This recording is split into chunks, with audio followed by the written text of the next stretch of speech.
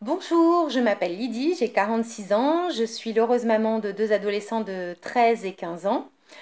Et par ces petites vidéos, en fait, je souhaite vous faire partager mes coups de cœur, mes coups de gueule, mes expériences, mes réflexions de femme et de maman.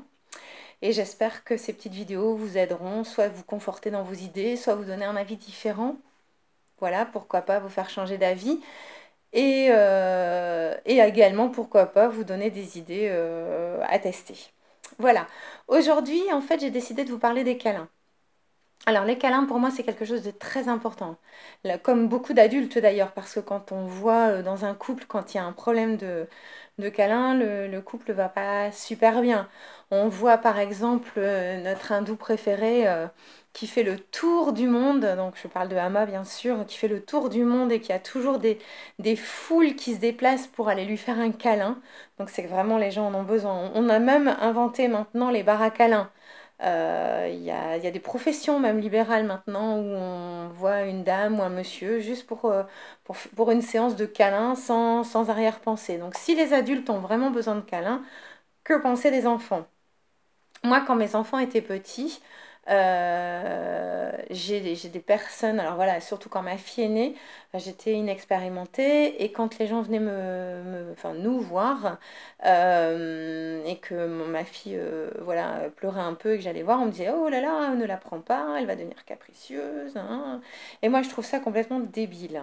En fait, déjà, quand un enfant naît, la première chose que le corps médical fait, c'est quoi? En fait, ils mettent le bébé sur le ventre de la maman. Et le cordon ombilical, vous remarquerez qu'il est bien fait parce qu'il a une hauteur, une longueur, pardon, suffisante pour permettre cet acte.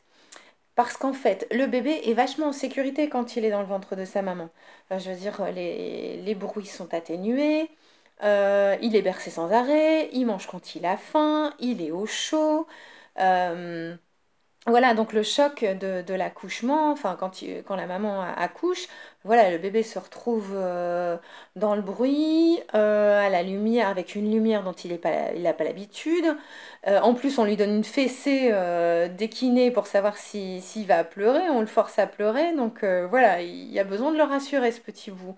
Et donc c'est pour ça qu'on le met après sur le ventre de la maman. Donc voilà, c'est un besoin tout à fait naturel. Le bébé, faut savoir que quand il pleure, surtout avant qu'il sache parler, en fait, c'est parce qu'il veut exprimer un inconfort. Cet inconfort, ça peut être j'ai faim, ça peut être j'ai mal, ça peut être je suis fatiguée, ça peut être je suis stressée, ça peut être je suis agressée par la lumière, agressée par le bruit, j'ai un vêtement qui me démange, enfin voilà, ça, je suis sale, ça peut être pour des tas de raisons. Donc il faut arrêter de penser qu'un nourrisson est capricieux.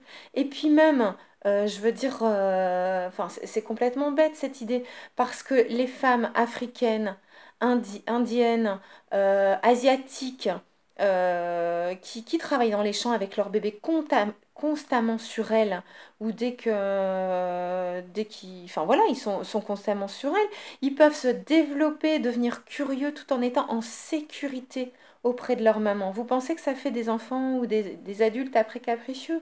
Moi, je pense pas. Bien au contraire. Donc, moi, je pense que quand un bébé pleure, et surtout si vous avez vraiment envie voilà, si naturellement il pleure, vous avez envie d'aller vers lui, n'écoutez pas les gens. Prenez votre bébé. Moi, personnellement, ma fille et mon fils, je chantais énormément des chansons enfin surtout une chanson quand j'étais enceinte. Et je sais que quand ils étaient stressés le soir et qu'ils pleuraient systématiquement, je les prenais dans mes bras et je leur chantais cette chanson en leur faisant des petits câlins dans le dos. Et franchement, ça les rassurait. Et je peux vous dire qu'à 13 et 15 ans, aucun de mes deux enfants n'est capricieux. Donc n'hésitez pas. Je veux dire, enfin, n'hésitez pas, vraiment. Ça, psychologiquement, ça leur permet de se développer dans la sécurité et ça leur amènera beaucoup, beaucoup d'avantages. Voilà, je ne sais pas si vous avez apprécié cette petite vidéo qui est très très courte. Donc, ben, n'hésitez pas si vous avez apprécié cette vidéo de me faire un petit pouce vers le haut. vous avez le droit de faire un petit pouce vers le bas. Mais si vous faites un petit pouce vers le bas, n'hésitez pas à me mettre un commentaire parce que moi aussi, je suis preneuse de vos avis. Et voilà, moi aussi, vous pouvez me faire changer d'avis, hein, il n'y a pas de souci. Donc un petit commentaire si... ou même hein, si vous avez aimé, vous pouvez mettre un petit commentaire, c'est toujours sympa aussi.